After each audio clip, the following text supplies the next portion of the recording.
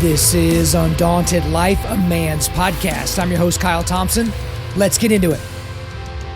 Jesus said to him, "If you can believe, all things are possible to him who believes." Immediately the father of the child cried out and said with tears, "Lord, I believe. Help my unbelief." That is Mark 9:23-24. Guys, I'm back. Well, okay, I'm like sort of back. And so we'll get into that a little bit more in this episode. But yes, this is the first time since my first surgery that I'm recording a solo podcast. And yes, I did say first surgery. Some of you likely didn't know that I had to have actually a second surgery on my vocal cords, but I'll get more into all that here in just a second. But right now I got a little bit of housekeeping before we get into what we're going to be talking about today. I will do my best to give you some good content today. I'm going to do my absolute level best. But I'm going to have to kind of, temper myself a little bit, bridle myself a little bit. I have to take it easy.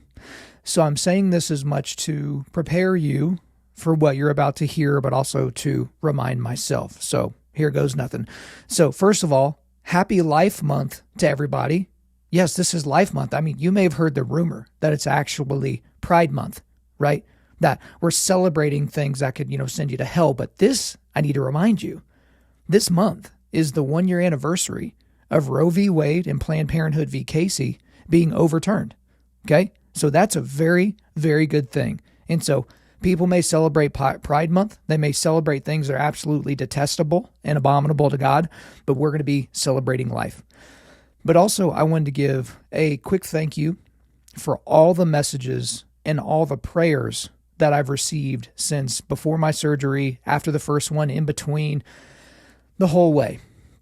I'm getting phone calls and text messages and emails and DMs, some from people I know well, some perfect strangers even. And hearing people say, yeah, the entire prayer team in my church is getting after it in the spiritual realm for you. Or, when my family prayed around the dinner table tonight, we were praying thinking about you. We prayed for you by name. And I got those messages a lot. And so I'm the type of guy where I like hearing that, but then it's also kind of weird to me. It's like, man, you got stuff going on. You got your own business. You got your own kids. You got things. Like, why are you worried about me? But it's just, I'm so thankful and humbled by you all that you like the content so much and you like what we bring to the table, that you would pray for me in such a way. Also, I wanted to give a big thank you to our donors. So one of the things that I told you guys way back, I forget what episode it was, 190 or 290, or I can't remember, is that we were going to go for it and that we needed donors to step up in order to do that for us. And I promised we would continue to build and build and build and make more content and get even more stuff out there to you. And we've had to take a step back. So I worked my tail off to make sure that y'all had forging tables while I was recovering and interviews while I was recovering. And I wasn't expecting to have a second surgery. And so some of the interviews with Russell Berger and Jack Carr, you can tell that my voice is not great. And so I just appreciate your patience with that. But it's the donors. I know I don't send emails every time. I used to email everybody back and say thank you. But I just want to give a big thank you to all our donors for helping sustain us in this time. Because as you can imagine, when we're releasing less episodes, that means we're getting less downloads. Less downloads means we're getting less looks by sponsors. And even with the people that we have now, we're getting less sponsorship dollars. And so when you donate, and we've had a few guys come out of pocket and give some pretty sizable donations in the last 6 weeks, that is so huge for us. And so I just didn't want you guys to feel like we weren't going to acknowledge you or that we don't acknowledge you. We do acknowledge you. Also, wanted to remind you, as we get this show kind of ramped back up, and we'll talk more about that, is make sure you're sharing this podcast with people. I'm going to get some momentum going again, but don't just share the podcast with somebody.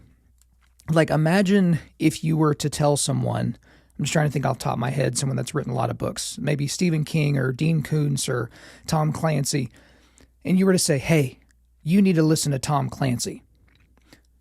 Okay, like that's obviously a good thing for you to say. It's another thing for you to say, hey, I read this particular Tom Clancy book and I think you would like it. And so don't just share Undaunted.Life, a man's podcast with the guys in your life. If there's an individual episode or a forging table or an interview that you think a guy would really enjoy, dude, phones are so easy. Apple Podcasts and Spotify. They're so easy. You can just shoot it to them really quick. We would love for you to continue doing that. If you haven't left a review yet, wherever you're listening to this, please do that as well. And you may have noticed as well, Kyle, that's different podcast intro music. And it is. We're switching up our podcast intro music. We still love August Burns Red. There's not any craziness going on there. But the song that we're using now is a song called Perpetua that is by the band Holy Name. It's off their self-titled first album. And they're off of Face Down Records. And this band, their self-described genre is preachcore, which is pretty funny.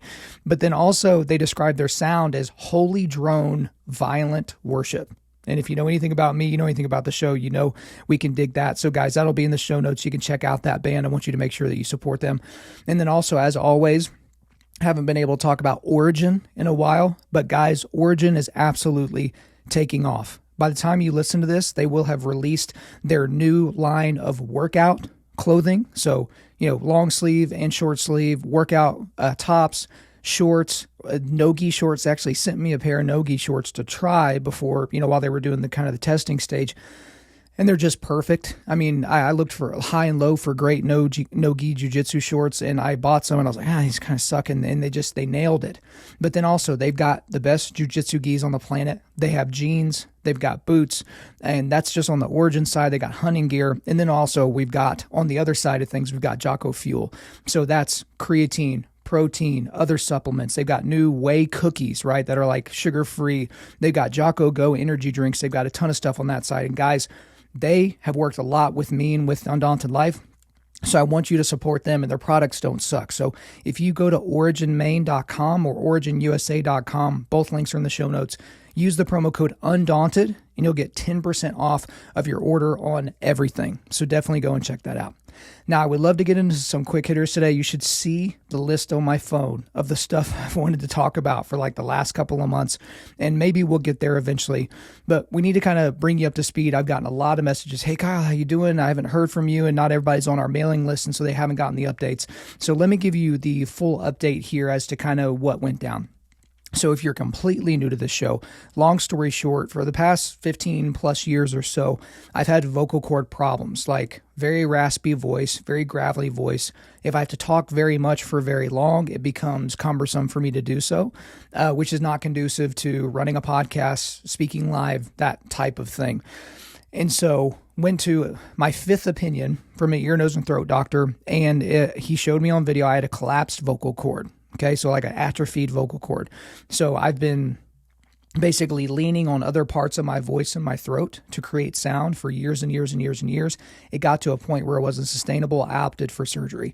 The surgery is called a thyroplasty. So they cut you at the neck, and then they actually they put a silicone implant inside of the vocal cord to plump it up so that your vocal cords will touch. So for most of you guys, if you're watching this on YouTube or Rumble, when you talk, your vocal cords do this. They kind of vibrate, but then they should close and touch. So mine originally was like that. So it was like one was strong and one was like super atrophied. And so when you do the implant, it's supposed to plump up like that. So I get the surgery. It sucks because they're cutting you on the neck, but, and I'm recovering, and it's kind of, it's hard to sleep and all the stuff at any time that you're recovering from a serious surgery. But I go for my 1 week follow-up appointment, and my doctor's like, dude, your voice sounds great for 1 week in. And I was like, oh, this is awesome. And then I get to 2 weeks in, and my voice got even a little bit better. It was like my voice quality was better, but it was like the volume knob was stuck, so I just couldn't project. I was like, oh man, by the time I hit 3-4 weeks, I'm going to be great. But then my recovery just plateaued. My voice didn't get any better. If anything, got a little bit worse. My ability to project didn't get better. If anything, it got a little bit worse.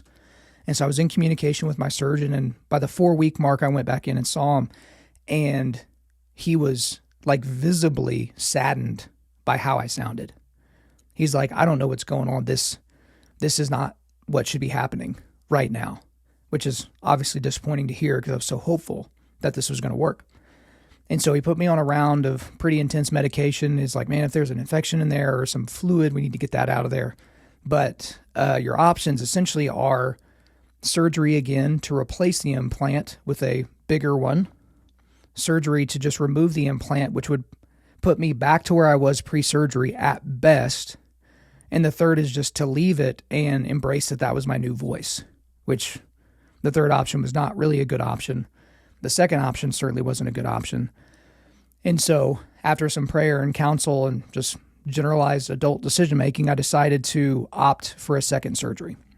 Now, here's the difference with the second surgery. With the first surgery, they put me to sleep, cut me open. He's looking around. Oh, okay. And then he's literally carving the silicone implant right there while I'm open, injects it into the vocal cord, and then does his best guess to make sure that, this will close whenever he wakes up and talks. Well, what ended up happening is the anterior third. So if you're watching this on YouTube, look at the bottom, the base of my index fingers.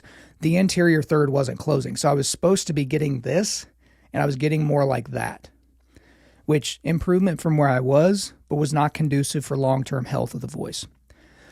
And so with the second surgery, what they were planning to do is cut me open, or, after they put me to sleep, but after they cut me open to wake me up and then have me talk. And then take the implant out, put a different implant in. Oh, that one's not quite so good. And I actually remember that. Happening.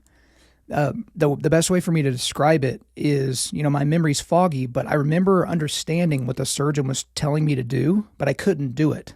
Like, he's like, hey, say this or say that, make this noise. And I was like, I couldn't do it.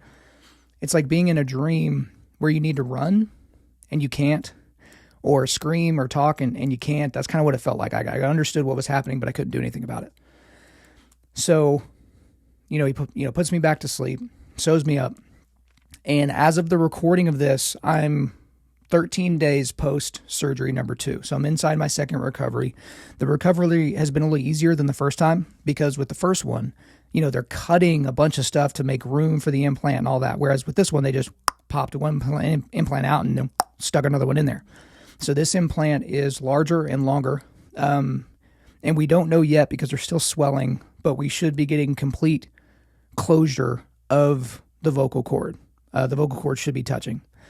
So in terms of what life looks like right now and in the near future, right now it's just rest and recovery. Tomorrow, I haven't been able to lift more than 10 pounds for the last 2 weeks, so I haven't even been able to pick up and hug my boys. Certainly I haven't been able to exercise. I went for a walk, you know what I mean? That's all I've been able to do, so I'm losing my mind. But starting tomorrow, I'm going to start working out again. With weights, it's going to be almost non-existent weight, okay? I won't even really be doing pull-ups because I don't want to create any really tension in that area. But I'm going to be doing some air squats, some jogging, just some light stuff, some stretching, because you can't even really stretch during that time because, the chance of opening up the incision site or moving the implant.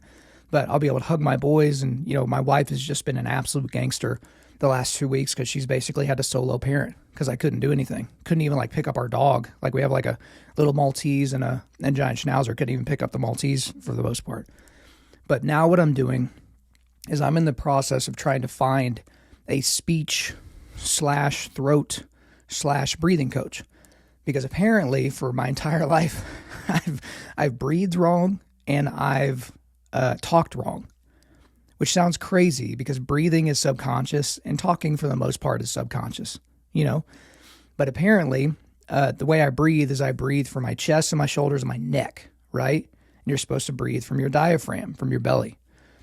Only a small percentage of people breathe correctly. So I bought, some different, breathing trainers. But my big thing right now and my big struggle is what you need is a laryngologist. So at a laryngologist, they basically focus only on the throat, only on the voice. But the state of Oklahoma has 0 of those. And so as you could imagine, speech language pathologists in Oklahoma don't really have a focus on the throat and on speaking as much because they're not getting referrals directly from laryngologists. That's all they do. So I have some leads on some different people because you don't want just a speech language pathologist because they're just basically looking at it from a medical standpoint, not a performance standpoint. And you don't just want a classically trained, singing coach because they may not know what's going on the medical side. You kind of need a combo of both. And so, again, I have some leads there, but that's kind of the next step and it's weird because it's breathing and speaking is subconscious, but what this coach is going to have to do is bring it out of the realm of subconscious into the conscious, fix it, train it, and then make it to where I can just put it back into the subconscious. Because it's one thing, if you're Hicks and Gracie and you sit down on a beach and you have some, just light music playing and you can just, focus on your breath, you can probably diaphragmatically breathe. It's different when I'm recording a podcast or doing an interview or speaking live. I'm trying to use my brain and my calories that I'm burning to the content. I'm not focused on how I'm breathing. So essentially I'm in the long haul process of building a new voice. What you're hearing right now is hopefully the worst that you're going to hear in terms of what my voice looks like or sounds like rather. But that's the process that I'm on. Now, in terms of the show, for now, we're going to stick with 2 episodes per week, which again, I'm sorry, but I want to do more, but we're just going to stick with the 2 episodes per week until I feel comfortable doing something different. You will get a forging table every Sunday, and an interview will be on Tuesdays, and that's likely going to be the format. I might pop in here and there to do an additional episode. I might not do an interview one week and do kind of a short episode with you. But again, I really have to take it easy. Like even right now, I want to get excited. I want to go crazy. I have to be calm about it. I'm really chomping at the bit to get back to doing solo episodes, to doing quick hitters, to giving you guys the content that you've grown to love. And so I would just ask you to be patient with me as I'm doing that. But I do, as we move through here, I do want to give you some thoughts. So some healthy and then some not so healthy thoughts that I've had during this process. So pre-surgery, number one, a big thought that came to my mind is, man, I hope this works. Because, I've had a thumb reconstruction from a jiu-jitsu injury, and it's like, crap, I really hope this works. I need this thumb. I need it to do everything. Opposable thumbs are what separates us from the monkeys, that kind of thought process. And luckily it worked out great, but man, it was kind of shady there for a little bit. Wasn't sure, but that was what I was really hoping for. But then another thought that I shared on the show is, what if I lose my voice forever? Again, this is pre-surgery number one. That is a potential outcome of that surgery. It's not a high likelihood, but I could have lost complete voice function to where I could only speak at a whisper for the rest of my life. And luckily it didn't work out that way, but that was a pre-surgery thought. And also a thought that came up, which is why today's episode is named what it's named, is what if God doesn't heal me? I was like haunted by the Apostle Paul talking about his ailment and how God didn't deliver him from that. And it obviously hampered him, but he still was able to do in ministry what God set out for him to do.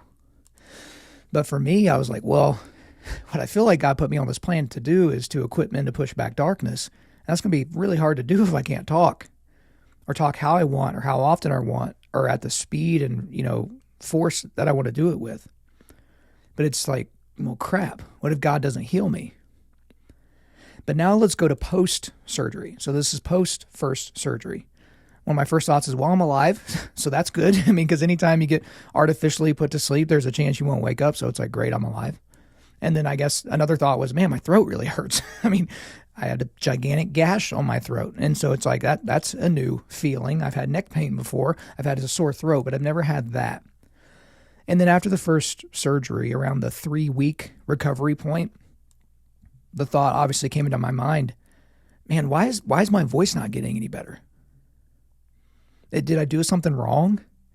Like, did I move too much too quickly? Like I'm like the best patient. If a doctor tells me don't do this for this amount of time, I'm not going to. I'm going to add a week to it. Or I'm very conservative in my recovery. But it's like, man, what's going on?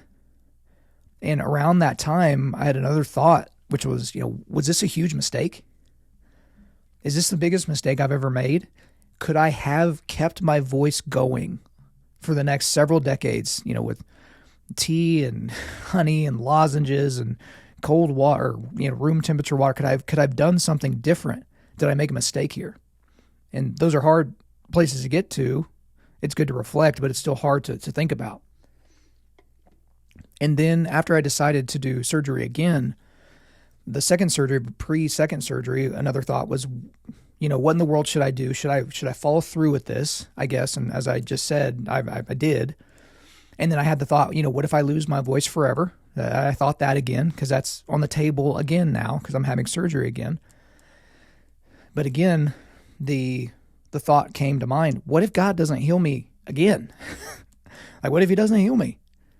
Like, all right, we did it the first time. Everybody prayed and we believed and, we had faith and all that, and it just didn't quite work out. And what if we do it again and we're right back where we are? So I have a gigantic scar on my neck and nothing to show for it. And then we have the second surgery, which is where we're at now. I come out of the second surgery, first thought, well, I'm alive, so that's good. My throat hurts, but not as much as before, because again, they're just kind of popping the old implant out and put the new one in. And then I'm just desperate with, please work. Please, please, please work. And then I was just haunted again with, what if God doesn't heal me? And that's where I'm sitting right now. And all those thoughts, guys, pre-first surgery, post-first surgery, the in-between, second surgery, post-second surgery, there were 3 big questions that came to mind. And I'm going to describe them briefly because I can't talk very much or for very long. But I'm describing these and just kind of put you guys in the right place, right frame of mind as we move through this, is I don't want you guys to get the wrong idea about me. I tell people all the time, please don't worship at the altar of Undaunted Life. Please don't make a man's podcast your substitute for the Bible. Please don't look at, Kyle Thompson as if he's figured it out and he's got it going on. I want to be honest with you guys. When I fall, when I sin, when I have problems, when I have doubts, and so to a degree, I'm going to do that now. But it really, throughout this entire process, as I was preparing my comments for today, 3 big questions came to mind. The first one is, does prayer work? And I'll use, air quotes around the word work. Does it work? Because again, I didn't grow up in a Christian home. Prayer was not part of my life. Prayer, for the most part, has been a struggle throughout my Christian walk. When I communicate, I usually try to communicate praise, but when these people have prayer closets in their house, or they have, specified prayer time, and, it's always been an odd thing to me because, I'm not Catholic, so I don't think you have to go talk to a guy in a box, and have him be an intercessory between you and God. I think we can just sit here. You can sit there in your car or at the gym or at home, wherever you're listening to this right now, and you can talk to God right now. But in terms of prayer working, it's always bothered me.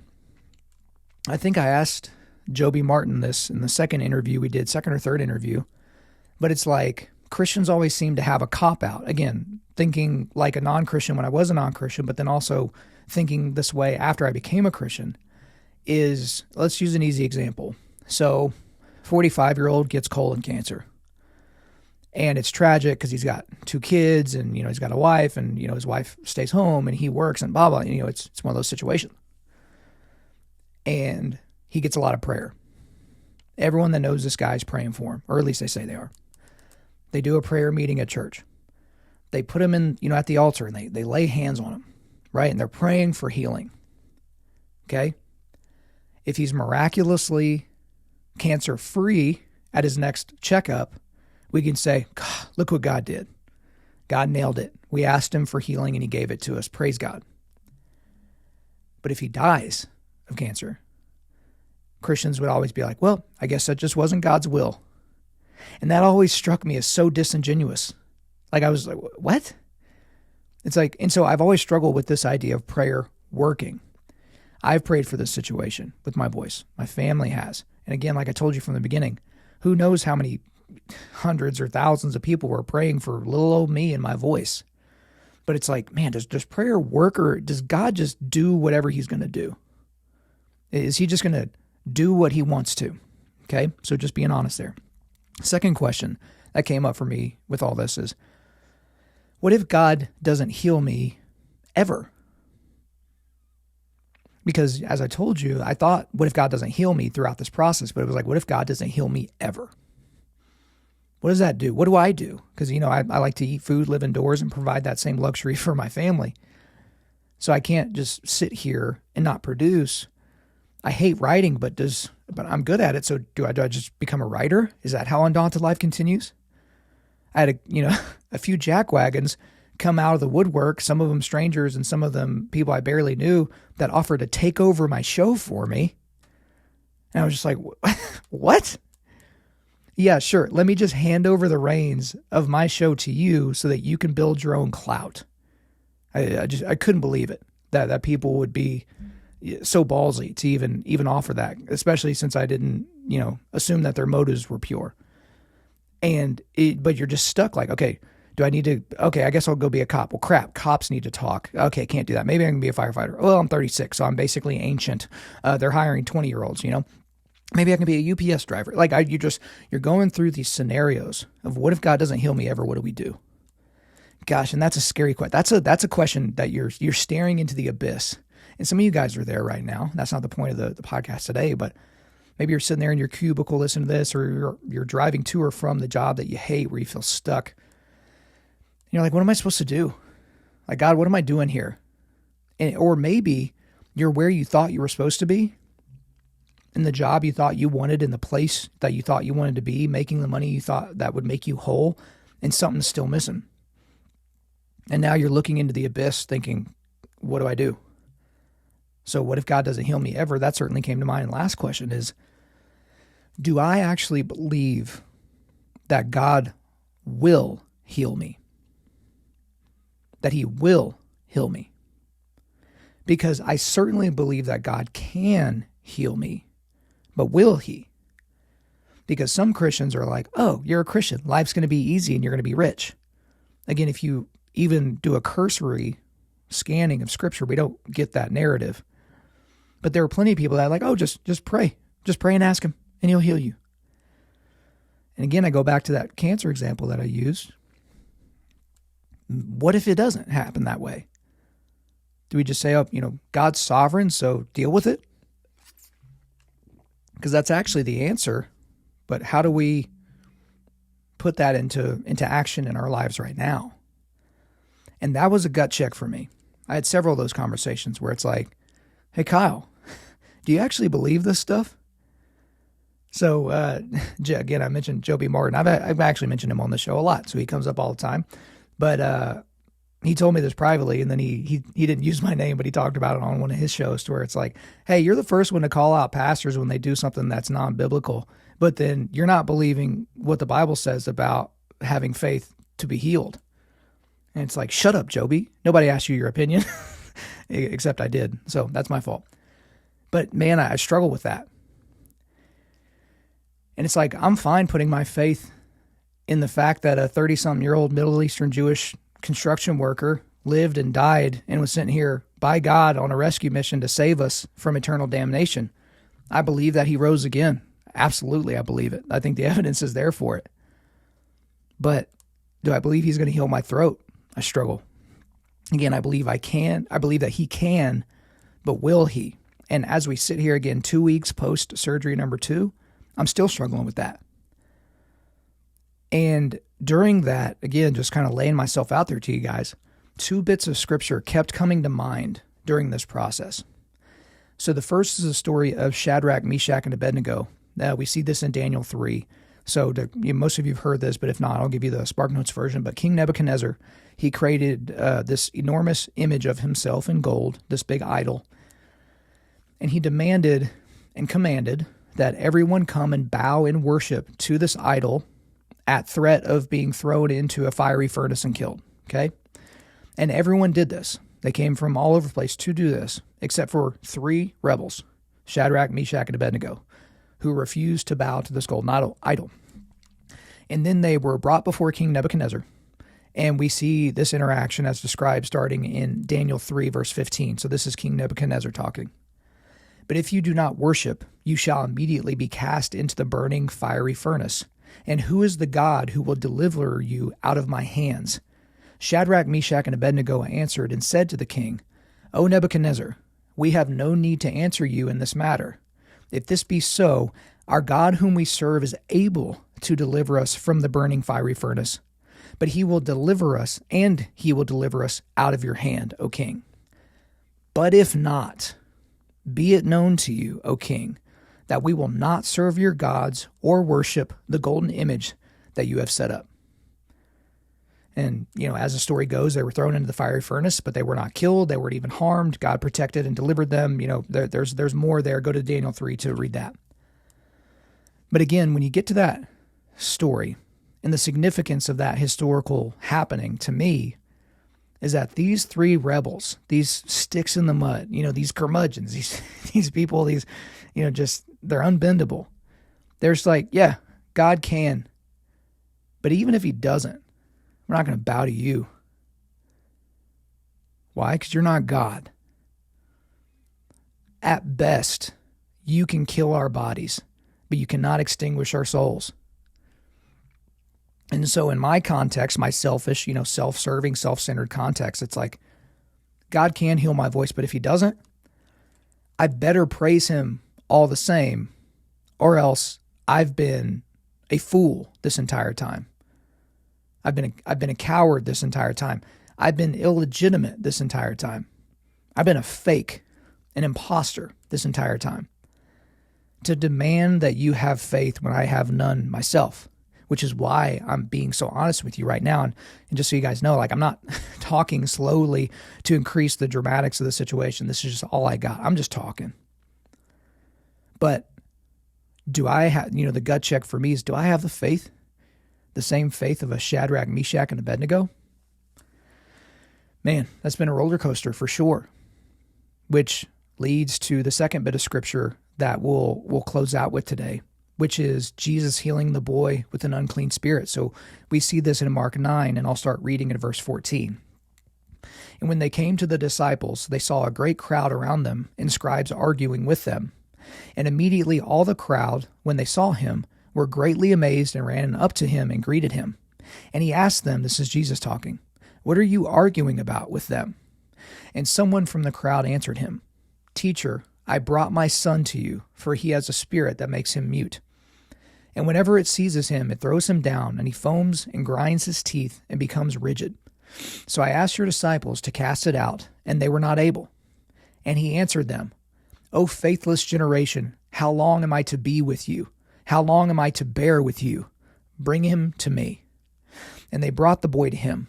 And when the spirit saw him, immediately it convulsed the boy, and he fell on the ground and rolled about, foaming at the mouth. And Jesus asked his father, "How long has this been happening to him?" And he said, "From childhood, and it has often cast him into fire and into water to destroy him. But if you can do anything, have compassion on us and help us." And Jesus said to him, "If you can, all things are possible for the one who believes." Immediately the father of the child cried out and said, "I believe. Help my unbelief."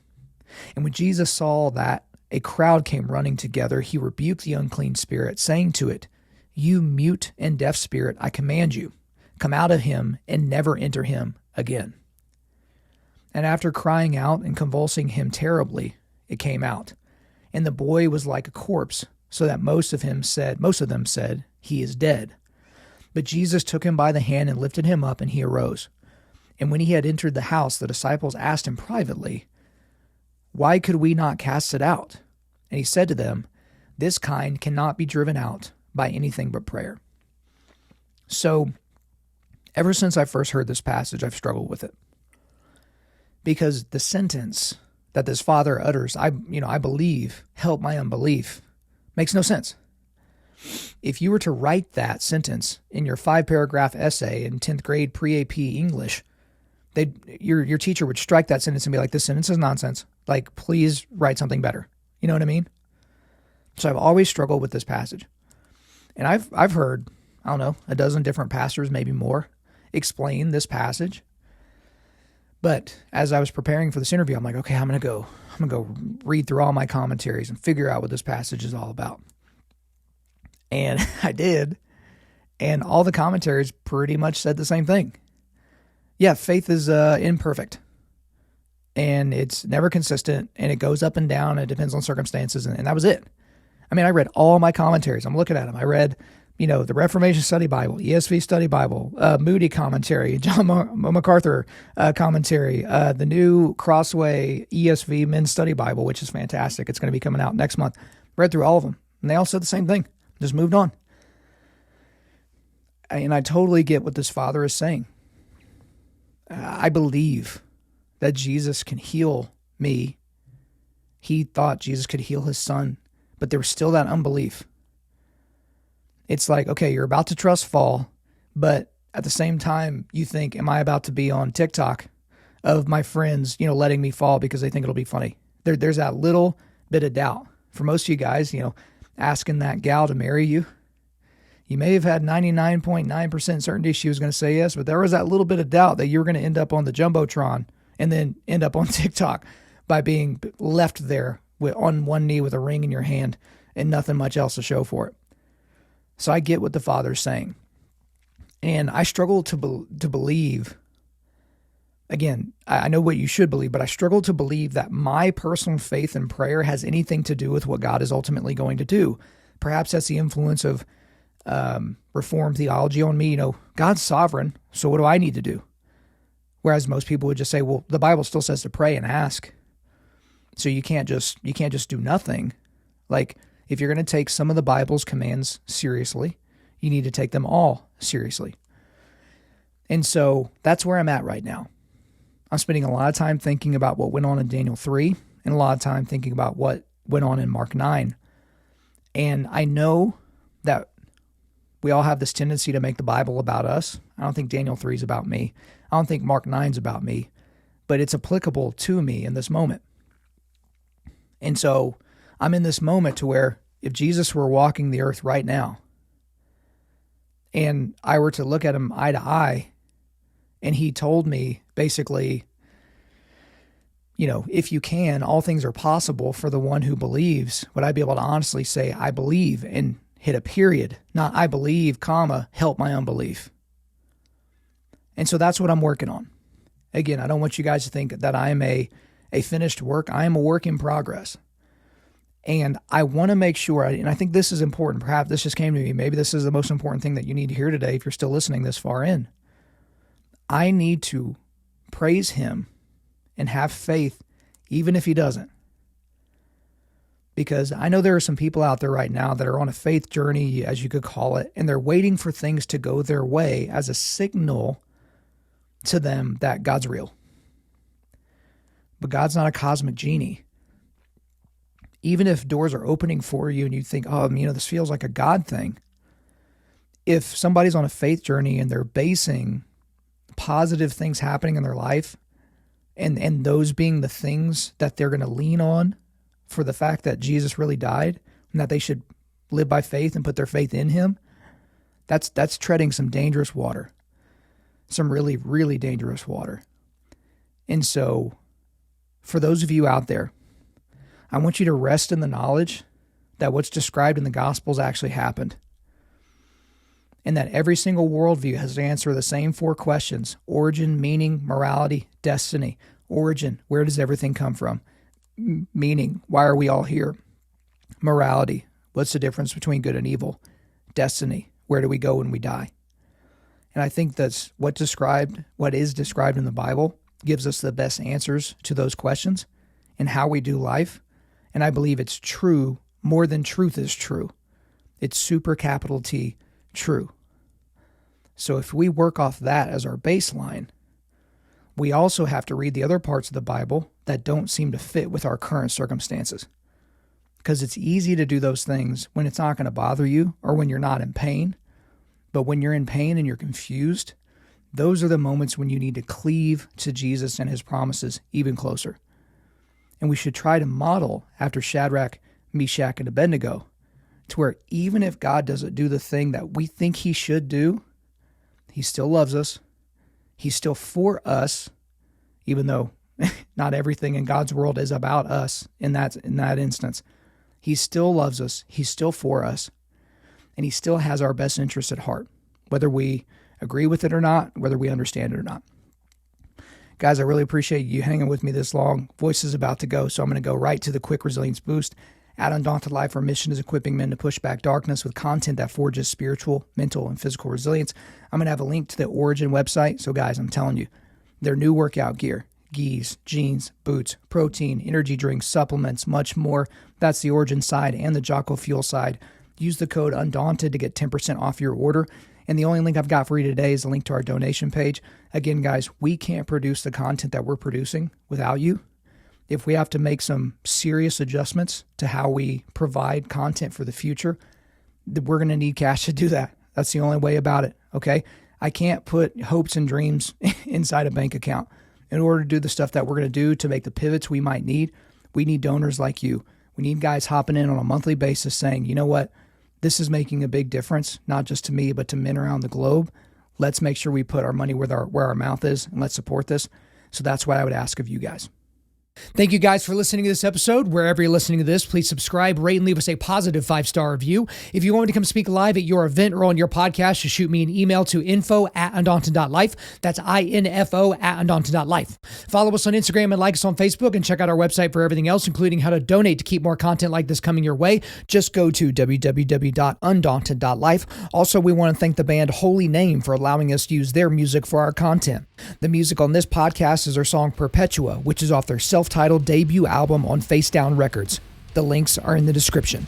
I'm your host, Kyle Thompson. Remember, keep pushing back darkness, keep forging spiritual, mental, and physical resilience, keep seeking the Lion of Judah.